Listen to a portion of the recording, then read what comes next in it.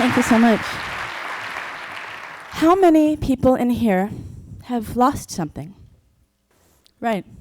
We lose things along the way. A job, a parent, our virginity. Well, I want to tell you a story about how I lost everything, including my brains, and I got them back because of music. So I want to just tell you a little bit about myself. At 7 years old, I had a dream that I could play violin. But we were on welfare, so I decided I was going to take up acting. And I bought my violin with the money I made from my first commercial. The notion of being a self-made person, it came very easily. It came as second nature from a very early age. And by self-made, I mean that I started paying rent at 8. I was essentially supporting myself from 8 years old on. I was the first person in my family to graduate from college, which I paid for. I was a poli-sci major at Brown. My social justice was my passion. Though both my parents were musicians, I was the first person in my family to get a record deal and tour the world. One of my great highlights was opening for Jimmy Page and Robert Plant on their last US tour. I've released 4 records, and I was a part of Herbie Hancock's band. I was an honorary member of George Clinton's Parliament Funkadelic. When my first record came out, I did what every self-respecting artist would do. No, I did not snort my first check. I bought a house. But it wasn't just a house. It was my sanctuary in the trees of Laurel Canyon. You see, my mom, my dearest person in the world, had just died. So it was really important to me as an orphan to make a home for myself and make sure that every place that my eyes landed was something that would remind me of the warmth of their love, of my mom's love and my grandmother's love. So I had these pictures and treasures that I had inherited. I built a recording studio in the basement, and it was a dream come true. It was like the inside of the I Dream of Jeannie bottle. It had multicolored Indian silks on the ceiling, and it had red and purple velvet walls, and a plush purple velvet couch. It was right out of the bottle. And it even had its own special generator. I spared no expense, and I was really living the dream. But the day after I did the Tonight Show to promote my last record, I started smelling exhaust fumes in my house, and I didn't know why, but it was making me sick. The next few months, I would seek out the help of what became a parade of experts, from industrial hygienists to asbestos engineers to mold experts to the Lung Association. And I even found a toxicologist. It wasn't just any toxicologist. I lived in LA, so it was Erin Brockovich's toxicologist. And as each expert came through, looking for the source of the problem, I became sicker and sicker. And my brain got foggier and foggier. I literally could not process information coming out of your mouth. My intellect was at the core of my identity, and I couldn't process the lyrics to Mary Had a Little Lamb. I probably shouldn't have been driving, but I had no choice. And one time I got confused in traffic and thought that red meant go, and I barreled into the not-so-understanding driver in front of me. In a city where I grew up, I actually got lost going home. Finally, it was discovered that the special generator that was in my studio had been melting, and that I was breathing melting wires and flame retardant for 6 months. That was what was giving me the bronchitis and the ear infections. Now, this is not good, but it gets so much worse. So what happened was, in the process of finding the melting generator, we had disturbed the foundation of the house I lived in, and we had unleashed the carcinogenic pesticide that's in the foundation of every house that's built between 1948 and 88. It's called chlordane, and it's in 30 to 60 million homes in America. It's outlawed now, but they're still shipping it overseas. And it's deadly. It has no half-life, meaning it doesn't go away. It just breaks down to a derivative called heptachlor, which is 10 times more powerful. And that got into the heating and air conditioning system in my house, and it contaminated everything I owned. And by everything, I mean my instruments, my pictures, my eyeliner. I found out from the woman who started the online support group for victims of chlordane that what I was suffering from was called toxic inebriation. I had what was called emotional lability, meaning I was a nutcase. I was completely emotionally erratic. I was having neurological damage, and she said that prolonged exposure to this stuff would actually cause brain damage, which is all well-documented side effects of pesticide poisoning. She said, I know you don't want to hear this, but just walk away from everything. Leave it all behind. Now, she had suffered a brain tumor, and her daughter became mentally retarded from this stuff. So I thought, well, I understand, but that's fine for you. I'm different. I'm a self-made person. I'm going to overcome this. I set about saving my sanctuary in the trees, and I brought in men in white suits, hazmat companies, to scrub every little crevice with toothbrushes and save my treasures, and to clean the inside of my grandmother's piano, which I was obsessing over, and I wrote my last record on. Everything I tried to save contaminated the next clean space. The chemical bonded with everything. And if I wore clothes in the house and then I got into the car, it would contaminate the car, and then it would contaminate the next new place. It's that crazy. And I thought I was going crazy. I just took to wearing layers of garbage bags everywhere because I didn't want to spread the chemical anymore. I ended up evacuating and having to get rid of everything I owned, including my grandmother's grand piano, including my pictures, all of my pictures. I had to get rid of everything except for my 2 violins, which I kept in trash bags. And I spent about 40 grand trying to save the house, which thankfully I was able to do, but insurance doesn't cover pesticides. I had to figure out how to get my brains back. So I tried everything. I was so desperate. I tried a drug detox where I sweat in a sauna for every day for 4 hours a day for 6 months. I wasn't so worried about losing my possessions anymore, but I had lost my brains. I couldn't think. I had lost my ability to write songs. I lost a lot of work. I'm sure the garbage bags didn't help. When I showed up for the drug detox, I was so confused that I couldn't figure out how to weigh myself. I tried neurofeedback. I did hyperbaric oxygen therapy. I did brain exercises, special diets. It wasn't until I started practicing my violin again every day that I started to notice myself being able to think clearly again. I did a little research, and I found that neurologists all over the world have been finding that music learning literally rewires the brain. Electroencephalograms show that musicians, when they're learning music, actually are developing the entire brain, and those parts of the brain that are being activated, which is the entire brain, are literally growing when you learn how to play music.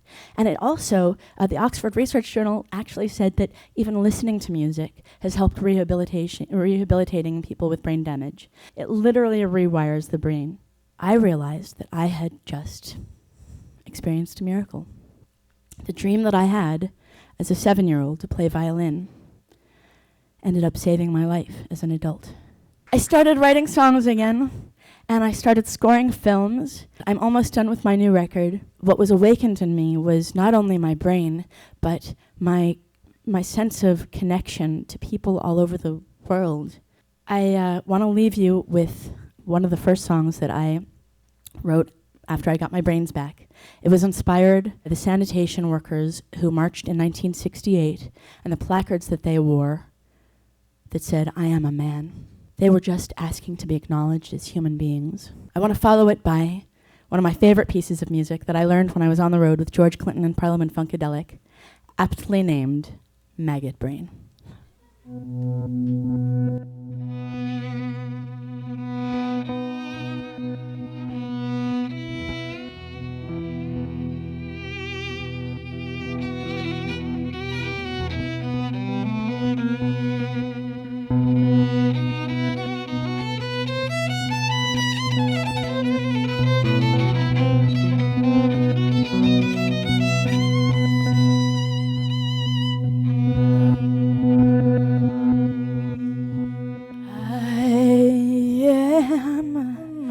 A man,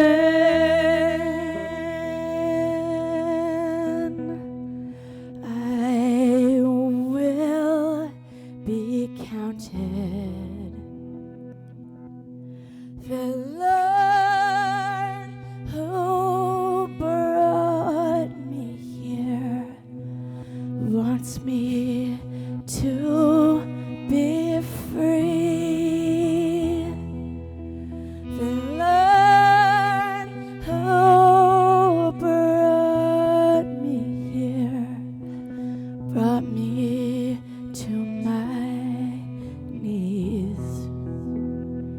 But you can kill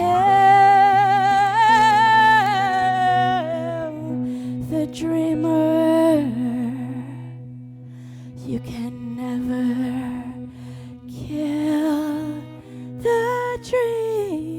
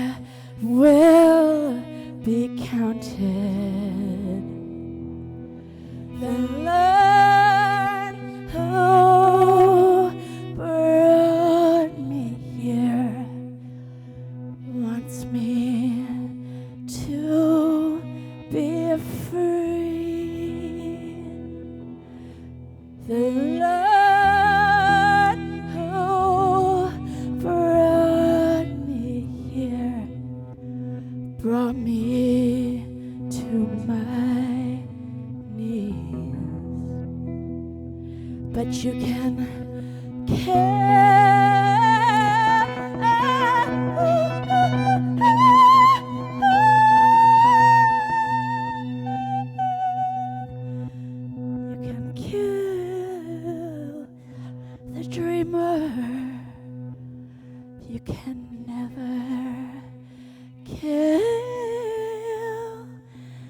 a dream.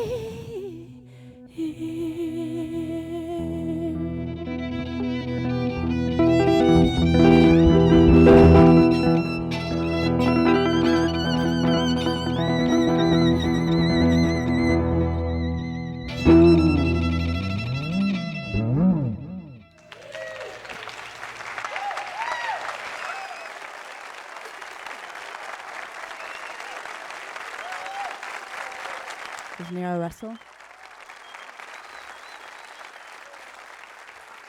And this is Utai Disraeli. And I'm Lili Haydn. Thank you so much.